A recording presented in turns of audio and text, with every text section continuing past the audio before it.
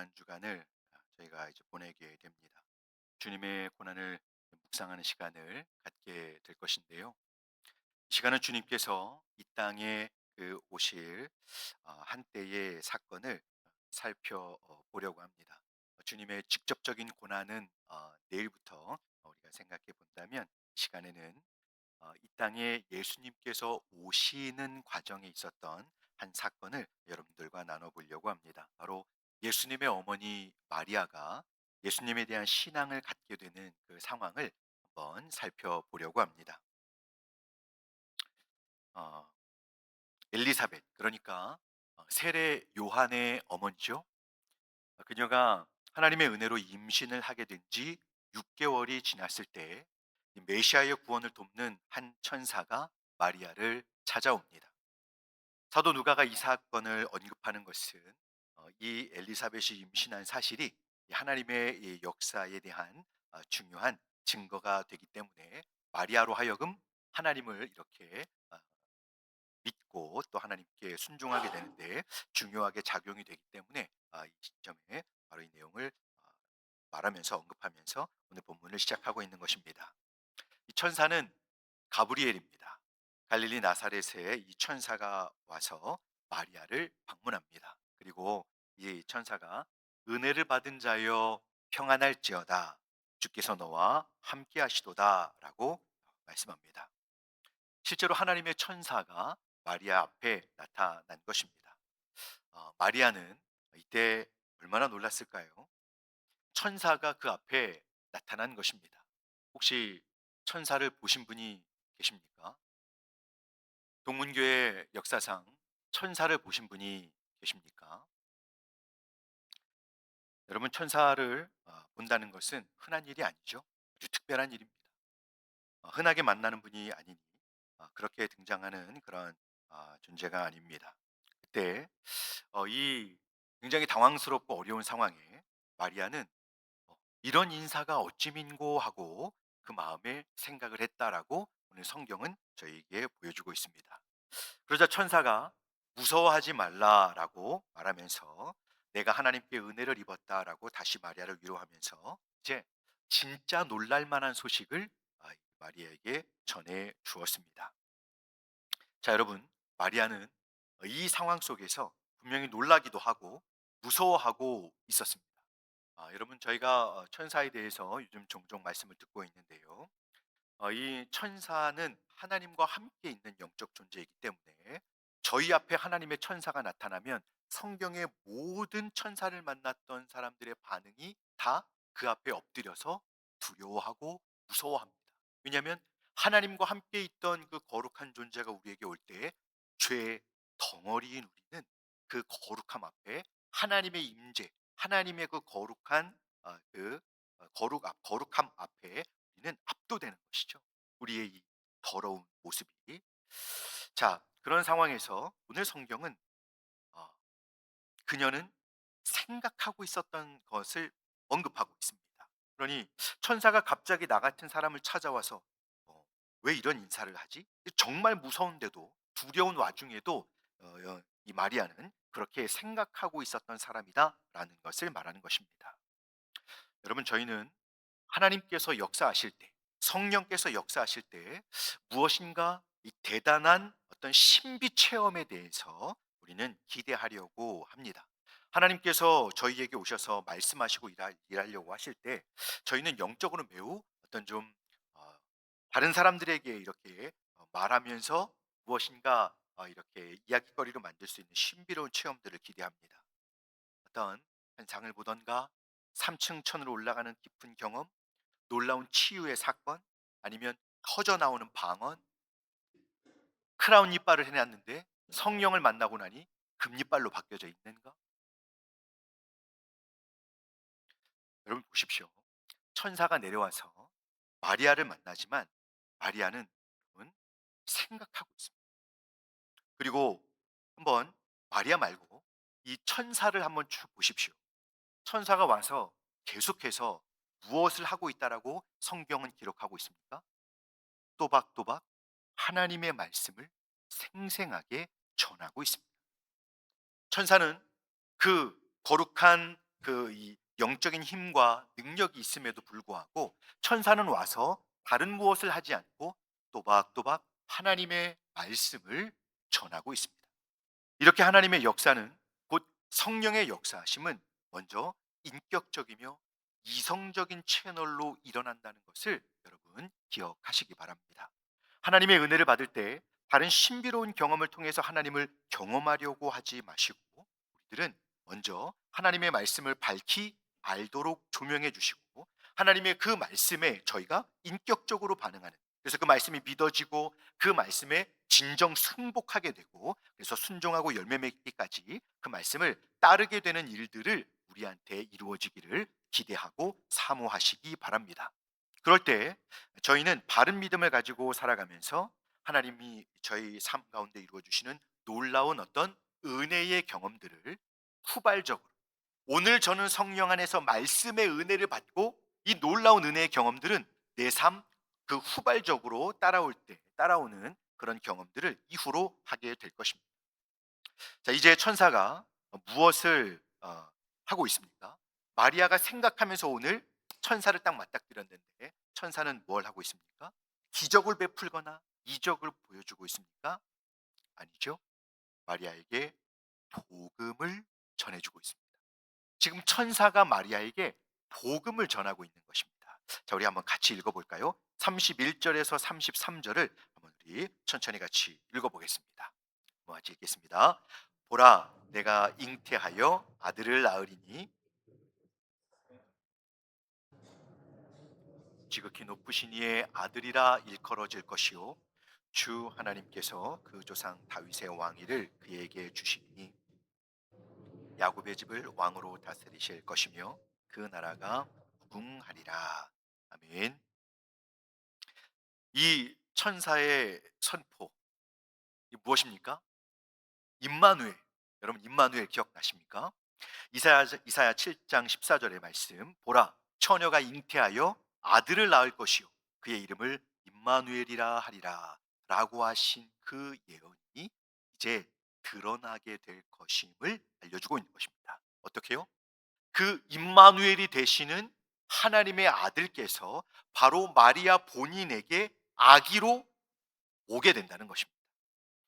오늘 사도 누가는 메시아의 놀라운 구원 사건을 시작하면서 하나님께서 마리아를 준비시키는 장면을 저희에게 소개해 주고 있는 것입니다. 어떤 분들은 마리아를 매우 특별한 존재로, 탁월한 존재로 신격화해서 무슨 영적인 어떤 특별한 존재로 자꾸 말하면서 의지하고 높이려고 합니다만, 아닙니다. 마리아는 그런 존재가 아닙니다. 성경은 마리아를 높이려고 하지 않고 오히려 이 놀라운 하나님의 구원의 복음이 그녀에게 천사를 통해서 생생하게 전해져서 들려지고, 그녀가 이 복음을 받아들임으로써, 믿게 됨으로써 그 실제적인 하나님의 구원 역사가 진행되었다는 것을 보여주고자 하는 것입니다.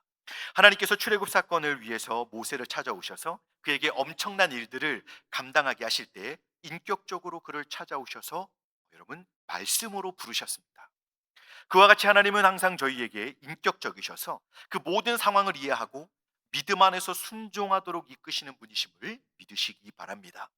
자, 이 엄청난 구약의 예언들이 이제 자신에게서 성취되어 하나님의 메시아가 자신에게 아기로 온다라고 하는 이 소식을 들었을 때 마리아는 어떤 마음이었을까요?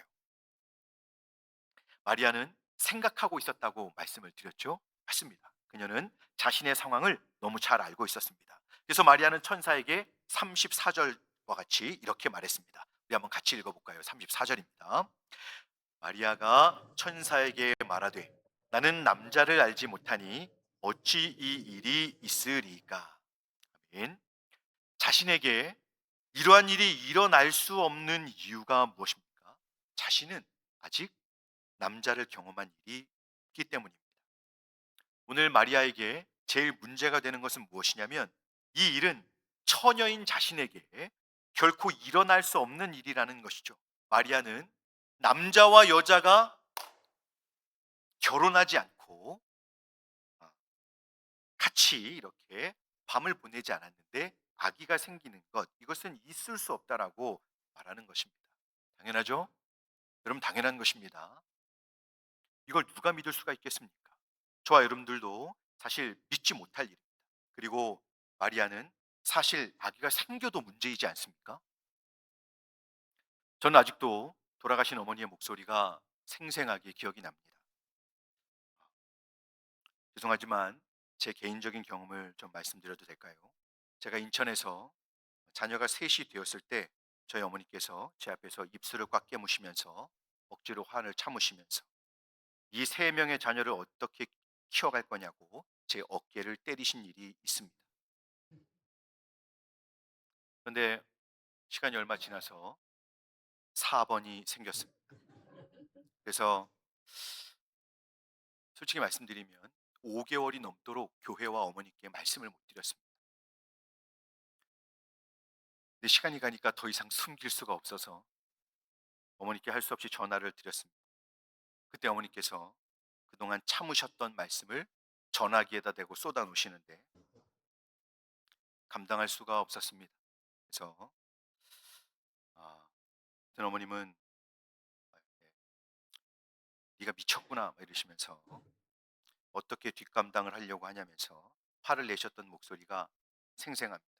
그러면서 전화를 끊을 때 제가 일부러 빨리 끊으려고 빨리 내려놓는데 창피한 줄 알아야지 뭐 이러시고 그게 가슴에 콱 아직도 생생하게 울려 지고 있습니다. 여러분 마리아는 어떻습니까? 처녀입니다. 오늘 본문에서 누가복음의 저자는 마리아가 처녀라는 사실을 여러분 본문 읽으실 때 처녀라는 단어가 여러 번 나오잖아요. 이 누가복음의 저자가 강조하고 있는 겁니다. 자꾸 반복해서 언급을 하고 있는 겁니다. 이것을 저에게 강조해서 보여주는 것이죠. 이스라엘에서는 보통 13세에서 15세의 처녀들이 이제 약혼을 하고 1년에서 2년 정도를 이제 이 정절을 지키면서 그 결혼을 기다리는 관습이 있습니다. 마리아가 그런 상황인 거죠. 하나님의 은혜를 입은 마리아가 약혼은 했지만 아직 남편과 예비 남편과 함께 지내지 않고 있는 상황 속에서 이제 만약에 임신 사실이 밝혀지면 어떻게 됩니까? 뭐 남편에게 버림받는 거야 뭐 문제가 안 되지만 이것은 하나님의 율법을 어긴 것으로 이제는 이 아주 위험한 상황에 처할 수 있는 것이죠. 근데 마리아 본인은 이 일이 일어날 수도 없거니와 만약 일어난다고 해도 너무 위험한 큰 고난을 감내해야 하는 어떻게 보면 이런 일이 실제로 생긴다면 본인에게는 큰 위기의 상황이 되는 거 아니겠습니까? 자, 이때 천사의 두 번째 마리아를 향한 하나님의 말씀을 전하는 내용이 기록이 되어 있습니다. 자, 우리 35절에서 37절을 한번 같이 읽어볼까요? 시작. 천사가 대답하여 이르되 성령이 내게 임하시고 지극히 높으신 이의 능력이 너를 덮으시리니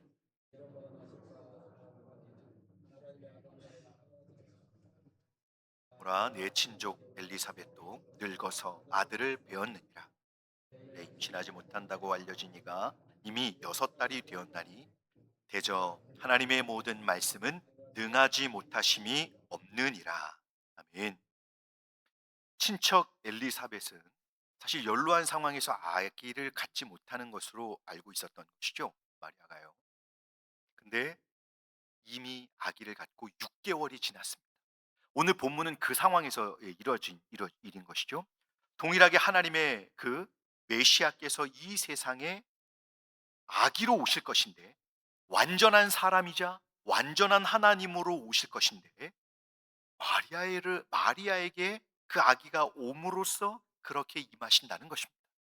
그래서 이 신성과 인성의 완전한 연합을 한 몸에 이루신 그 구원자 예수께서 성령의 능력으로 잉태되어 오실 것이다라고 천사가 말하는 것이죠. 그런데 그 메시아께서 이제 성령으로 잉태되어 오신다는 것을 이 마리아가 이해를 못하죠, 당연히. 이것을 어떻게 실제적으로 받아들여야 될지 모를 때 천사는 엘리사벳을 어, 이 그 증거로 보여주면서 설득을 하는 것입니다. 엘리사벳의 친족으로 가정의 상황을 알고 있던 마리아는 이제야 그 원인을 알게 되었습니다. 연로하신 부부가 어떻게 아기를 갖게 되었을까? 하나님의 말씀에 따라 성령의 역사로 그 나이 많은 부부에게 아기가 생긴 것을, 세례 요한이 생긴 것을 마리아가 알게 된 것이죠. 보십시오. 여러분, 마리아는 신적인 능력이 있고 탁월한 순종의 사람이 아니었습니다. 마리아는 하나님의 은혜 안에서 그 말씀의 능력과 그 구원을 이루실 하나님을 천사의 도움으로 이제 믿게 된 것입니다. 마리아가 아니라 그녀를 향하신 하나님의 인격적이시고 인자하신 도우심을 저희는 이 본문에서 발견해야 하는 것이죠. 구원의 메시아께서 자신에게 아기로 오신다는 것을 듣고는 그 구원의 예수님을 지금 믿으라고 마리아는 요청을 받고 있는 것입니다. 여러분, 마리아는 자신의 구주 예수님을, 아기로 오시는 예수님을 지금 믿어야 되는, 영접해야 하는 상황에 놓여 있는 것입니다. 이때 마리아는 어떻게 반응합니까? 자, 다 같이 38절 한번 읽어볼까요? 시작. 마리아가 이르되 주의 여종들이 말씀대로 내게 이루어지니라. 천사가 떠나가니라. 아멘. 마리아는 하나님의 말씀에 이제 능치 못함이 없다는 것을 이제 본인의 이해 속에서 그 엘리사벳의 상황을 보고 이제 그 천사의 말을 듣고는 이제 그것을 수용하게 된 것입니다. 깨닫게 된 것입니다. 하나님은 엘리사벳 가정의 소식을 들려줌으로써 마리아의 믿음을 돕고자 하시는 것입니다. 마리아는 순종의 어머니로서 주님, 제가 순종할게요. 메시아는 꼭 저를 통해 오셔야 됩니다. 이렇게 아기 제가 낳을게요. 자원해서 순종한 것이 아닙니다. 여러분, 중요한 사실이 여기에 있습니다. 마리아는 이때 하나님은 그 구원을 반드시 이루실 것이며 또한 그 놀라운 구원의 역사가 자신을 통해 태어날 아기로부터 성취될 것임을 이제 하나님을 향한 신뢰와 믿음 속에서 받아들이게 된 것입니다. 사실 마리아는 자신의 메시아, 이 구원의 하나님을 영접하는데 저희는 십자가에서 나를 위해 이런 미천한 죄인, 정말 털어도 이 계속 쏟아져 나오는 죄악을 감당할 수 없는 저희가 감당해야 할 엄청난 죄를 친히 십자가에서 죽으시고 부활하심으로써 해결해 주신 예수님을 우리는 그 말씀, 복음의 말씀을 듣고 구주로 믿었습니다. 주님을 영접한 것이죠. 그런데 마리아는 이제 구주 예수님을 이렇게 말씀으로, 아기로 오실 분으로 듣고 예수님을 믿어야 하는 상황에 놓인 것입니다. 자, 이렇게 해서 마리아에게 있어지는 이 엄청난, 하나님께서 실제로 그렇게 일하고 계시고, 그리고 말씀을 통해 내게도 일할 것이고, 또 나로 인해서 있어질 앞으로의 일들을 하나님을 바라보면서 이제 이 마리아는 수용하게 된 것입니다. 이 엄청난 내용을 본인이 즉각적으로 다 이해할 수는 없지만 하나님의 이 은혜로 하나님은 반드시 지금 천사를 통해 들려주신 말씀들을 이루실 것이고, 그 하나님의 말씀은 능치 못함이 없음을 온전히 믿게 된 것입니다. 자, 이렇게 해서 마리아는 이 말씀을 듣고 예수님을 영접했는데요. 이제 조금 후에 엘리사벳을 만나서 함께 교제하다가 놀라운 마리아의 찬가라는 이 하나님의 말씀에 대한 이 어떤 이 찬가를, 하나님께 대한 찬가를 이제 오늘 본문의 다음에 기록을 하고 있습니다. 이 내용은 수요일에 여러분들에게 한번 제가 말씀을 드려보고자 합니다. 이제 자신에게는 그 하나님의 말씀대로 이루어질 일들을 인정하면서 이제 순종을 전제로 자신의 이 믿음과 이제 하나님의 이 뜻을 수용할 것을 마리아는 고백을 하면서 아, 자신을 주의 여종, 곧 당시에 스스로 풀려날 수 없는 노예를 뜻하는데요. 자기는 이제 이 주님께 완전히 주님의 종으로서 주님의 이 일하심에 온전히 순종할 것을 고백을 하게 되었습니다. 자, 여러분, 제가 왜 이 내용을 말씀드리냐면 저희가 사모해야 할 성령의 역사가 바로 이것이기 때문입니다. 성령께서는 하나님의 말씀을 통해 저희에게 하나님의 구원과 생명의 역사를 보이시며 오늘도 저희에게 오셔서 하나님의 말씀을 들려주시며 저희의 믿음을 도우시고 저희를 계속해서 설득하시며 하나님이 어떤 분이신지, 하나님의 구원의 계획이 어떤지를 계속 우리에게 확장시키며 우리에게 알려주고 계시기 때문입니다. 하나님을 막연하게 믿거나 하나님을 인간적인 기도로 믿는 것이 아니라 선명한 하나님의 말씀, 이 하나님의 복음을 통해서 성령의 도우심으로 하나님을 알게 될 때 저희는 마리아와 같이 고백하게 될 것입니다. 주의 여종이요, 저는 주님의 종이오니 주님의 말씀대로 내게 이루어질 것입니다. 이렇게 우리는 믿음으로 주님 앞에 이렇게 고백하게 될 것입니다. 저희가 시간이 지날수록 하나님의 말씀을 조금 더 깊이 알고 성령 하나님의 도우심 속에서 한 걸음씩 하나님께 다가갈 수 있다면, 여러분, 저희의 믿음, 그리고 저희의 신앙의 인격, 우리의 말과 행동과 태도와 우리의 삶의 습관과 우리의 삶의 모든 이 삶의 내용이 어떻게 달라질 수 있을까요? 당연히 달라지겠죠. 당연히 달라질 것입니다. 주님을 믿은 것이 10년째, 20년째 이 모습으로 멈춰 있는 것이 아니라 하나님의 말씀, 오늘도 찾아오셔서 말씀으로 계속해서 주님께로 우리를 가까이 이끄셔서 주님을 닮고 주님을 알고 그렇게 주님처럼 변화되게 하시는 분이 성령 하나님이신데, 여러분, 우리가 하나님의 말씀을 이 정도만 알고 이 정도 신앙을 유지하는데 우리 신앙생활이 멈추면 안 되는 것입니다. 예수님을 잉태하게 되면 있게 될 그 두려운 일들에 대해서 마리아는 이제 걱정하지 않게 되었습니다. 왜 그렇습니까? 하나님께서 이 상황 가운데 계셔서 은혜를 주실 것을 믿었기 때문입니다. 하나님을 신뢰하게 되었기 때문입니다. 은혜는 이렇게 저희 믿음을 견고하게 하고 모든 걱정과 두려움을 하나님을 신뢰하는 가운데 이기게 만드는 힘이 있음을 믿으시기 바랍니다. 성령께서 저희 안에서 이렇게 예수님의 복음으로 다시 한번 놀라운 은혜의 역사를 허락해 주셔서 주님을 향한 사랑과 헌신이 다시금 불붙게 되기를 주님의 이름으로 축복합니다. 자, 이러면 이제 고난주간을 시작하는 저희가 이 말씀을 저희에게 이렇게 적용해 보면 좋겠습니다. 첫째는 성령 하나님의 이러신 역사를 이해하고 저희가 이 조명하시는 은혜를 우리가 구하는 그런 시간이 되기를 소망합니다. 성령께서 오늘도 놀라운 구원의 역사와 또 기도의 응답으로 놀라운 일들을 행하십니다. 하지만 성령 하나님의 가장 우선적인 사역은 예수 그리스도를 성도에게 보여주시고 드러내시고 그 예수님을 더욱 온전히 믿도록 도우시는 분이십니다. 이제는 저희가 십자가 복음으로 다시 돌아가야 합니다. 다시 복음으로, 다시 예수님께로 십자가로 돌아가야 합니다.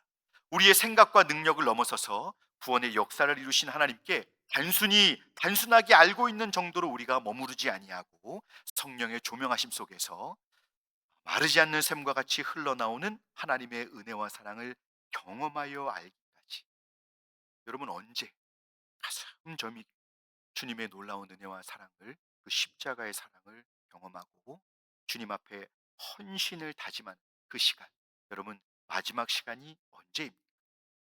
저는 이번 고난주간이 저와 여러분들에게 이 놀라운 은혜를 새롭게 경험하게 되는 그런 복된 일이 있어지기를 간절히 소망합니다. 성령께서 저희에게 이런 은혜를 주실 것이니 저희가 성령 하나님의 역사를 함께 구하면서 은혜를 구하실 수 있기 바랍니다. 둘째로, 말씀으로 돌아가야 한다는 것입니다. 사람들이 고난주간이면 그동안 잠시 미디어를 안 보고 내가 즐기던 것들을 잠시 중단하는 노력을 참 어렵게 합니다. 물론 좋은 생각입니다. 나쁘지 않습니다. 그런데 그 작은 노력들이 무엇인가? 고난주간에 나를 조금 불편하게 하고 고생하게 하면 내가 무엇인가 이 고난주간을 잘 보냈다, 이런 생각을 하게 만들거든요. 여러분, 우리가 그 정도에서 멈추지 말아야 합니다. 하나님은 천사를 통해 마리아를 하나님의 말씀으로 인도하셔서 그 말씀의 능력으로 이루실 하나님의 구원에 대해 알게 해 주신 것입니다. 그 복된 은혜가 마리아가 이제 자신의 주의 여종됨을 고백하고 하나님의 말씀이 내게 이루어질 것, 곧 구주로 오실 메시아께서 자신에게 아기로 오실 것을 믿고 수용하게 된 것입니다. 이제 저희도 분주한 신앙생활 속에서 다시금 예수님의 말씀으로 돌아가야 합니다. 저희 시선과 엄청난 에너지를 쏟게 만들던 세상 것들에 대해서 이제는 교회에 몸만 와 있는 우리가 아니라, 빨리 끝내겠습니다. 몸만 와 있는 것이 아니라 저희가 이제는 우리의 이 세상과 내 욕구에 집중되었던 마음을 예수님과 그분의 말씀에 우리가 집중하고, 이제는 주님께서 우리를 위해 이루신 그 구원에 더 집중하는 시간을 여러분 가져야 합니다. 말씀 앞에 나오셔야 됩니다. 이번 고난주간이, 이번 절기가 저와 여러분들이 말씀 앞으로 나와서 성경을 펴고 말씀을 읽고 나를 향해 준비돼 하나님께서 예비하신 내 영혼에 선포하신 하나님의 말씀을 들으시는 은혜의 시간이 되실 수 있기를 간절히 소망합니다. 성령께서 그 말씀 앞에 나오는 자에게 마리아와 같은 믿음과 순종을 이룰 은혜를 허락해 주실 것입니다. 말씀을 맺겠습니다. 여러분, 예수님의 은혜를 묵상하면서 너무 눈물을 바랄 것이 아니라 저희는 마리아처럼 생각하면서 또 생각하면서 우리의 어떠함을 넘어서서 능히 구원을 이루실 하나님을 바로 알고 우리에게 주신 사랑이 얼마나 큰지를 발견하는 그런 은혜의 시간을 보내실 수 있기 바랍니다. 그래서 이번 고난 주간을 통해 하나님께 대한 믿음과 순종이 더 진실해지고 또 더 성숙해지는 저희 모두가 되실 수 있기를 주님의 이름으로 축복합니다. 기도하겠습니다.